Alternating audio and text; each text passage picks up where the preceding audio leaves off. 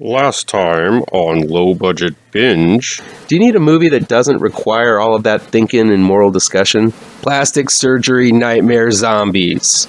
The house is run by a strict disciplinarian who used to be a professional wrestler until he accidentally killed someone in the ring. Given my pale complexion, all forms of water fun scared me as a kid. Big boobs. And now, the next death-defying chapter of Low Budget Binge.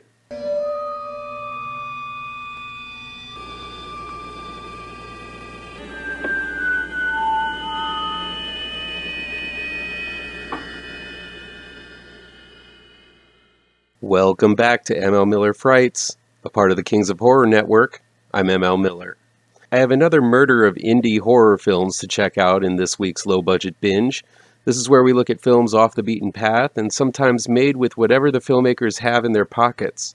But sometimes they're pretty darn good. That logo has gone through another metamorphosis up there. Sharp stuff going on. Before we dive in, remember to like, share, and subscribe to this channel. In these early days, it's crucial to get the word out about this channel to new folks across the internet and tame the algorithm beast that is YouTube.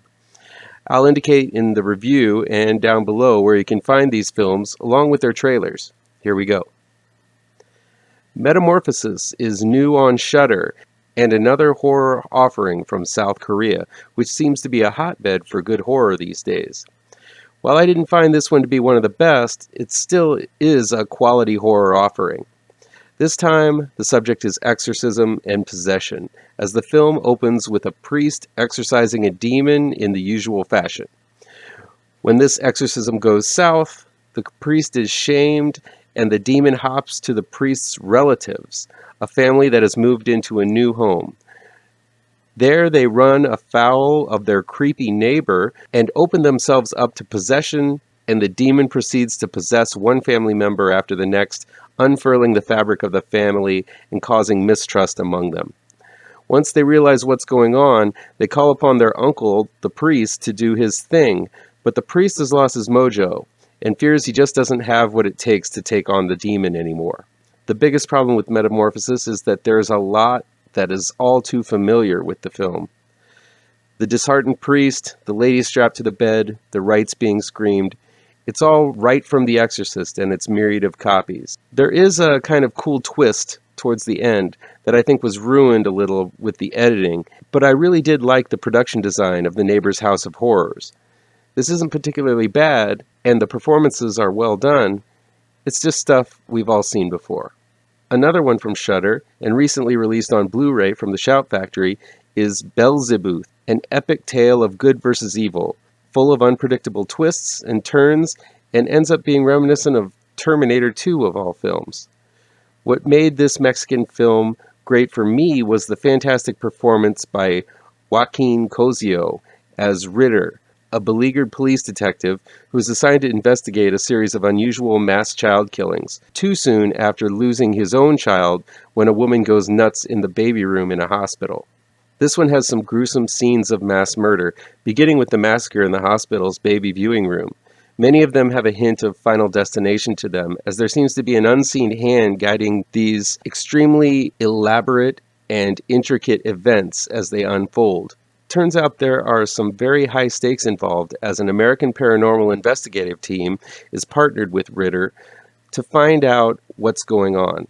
Saw's Tobin Bell has the answers, and I don't know if it was his presence that reminded me of the Saw series, or if it was the brutality and sadistic feel to the kills. While Bell is fun here as an occult expert covered in satanic tattoos, Cosio as Ritter is the star. He's not your typical leading man, with a receding hairline, a large beer belly, and he's not the most good-looking pup in the window. But man, this guy can act. He has a sort of canon William Conrad look going on, as he still has the confidence of those 70s detectives, but looks like his looks peaked in the 50s. Still, if the filmmakers and Casio decide to make another film with the Ritter character, with him fighting demons and angels, I'd be the first to tune in. There are a lot of great death sequences, some fantastic imagery, and a plot that seems to pick and choose elements from Terminator 2, Final Destination, The Omen, and Saw to be found in BELZEBUTH. It's a bit long in the tooth in terms of runtime, but I had a lot of fun with this Mexican religious horror story. Darkness Waits is a no-budgeter sequel to a film called Dead Woman's Hollow, which was released a few years ago. Here's the bad news. The film was made with a cast of non-actors, its plot meanders all over the place, and the pace of the film is very, very slow. That's the bad. Still, I was downright charmed by the love of horror I noticed in every frame of this film. Sure, most of the film's cast probably were paid in pizza and beer, but I admired the ambitious script that involves all sorts of twists, turns, flashbacks, political drama, and even comedic moments, along with the typical slasher in the woods tropes. There's a very well done intro filmed in a handheld shaky cam style, and I kind of wish the whole movie was made this way. But I give this film credit for its big beating heart full of love for the horror genre. If you like no-budget horror and everything that comes with it, I think you'll find something to admire in Darkness Waits. It's streaming now on Amazon Prime. Echoes of Fear is out on demand and digital download now and stars one of my favorite new faces in the horror genre, Trista Robinson. Robinson looks like Sarah Silverman and sounds like Jennifer Tilly, but on top of all of that, she seems to be keen on the horror genre and one hell of an actress. She played the serial killer in Purgatory Road last year, and this time around, in Echoes of Fear, she plays the inheritor of her grandfather's creepy house. As she gets the house ready to sell, Robinson uncovers some twisted secrets and possibly some unsettled spirits. Echoes of Fear has some fantastically timed and choreographed jump scares that had me rattled and scared of what was coming next.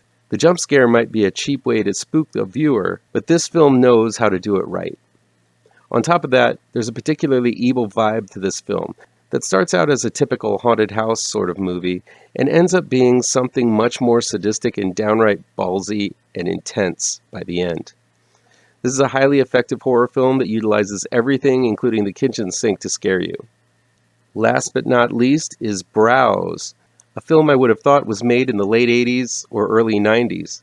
It's even got that sultry saxophone-heavy score. It's a neo-noirish LA thriller about a middle-aged man that probably would have been played by Billy Zane back in the day, but today it's played by Lukas Haas, who is going through quite a midlife crisis. His job is in danger. He's just lost his wife. He's even about to lose the furniture in his apartment. Things start turning around, though, when he meets a gorgeous musician online who just happens to live in the building right next to him. He can even see into her apartment from his apartment. A little creepy, yes, and that comes into play later. But if life was in a spiral before for Haas, all of a sudden everything starts swirling as he loses pretty much everything he has left. The film leaves you wondering if Haas is succumbing to his depression and being paranoid that everyone is out to get him, or maybe someone really is intent on destroying his life.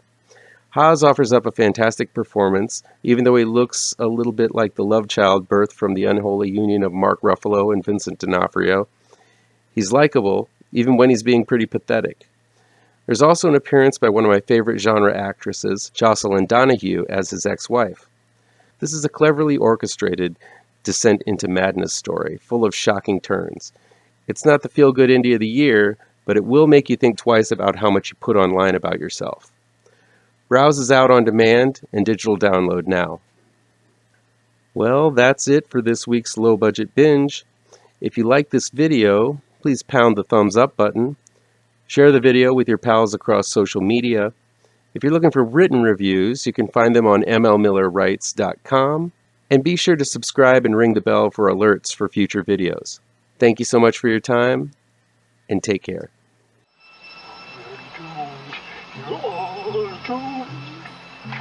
You're doomed to live the life you're meant to be, stuck inside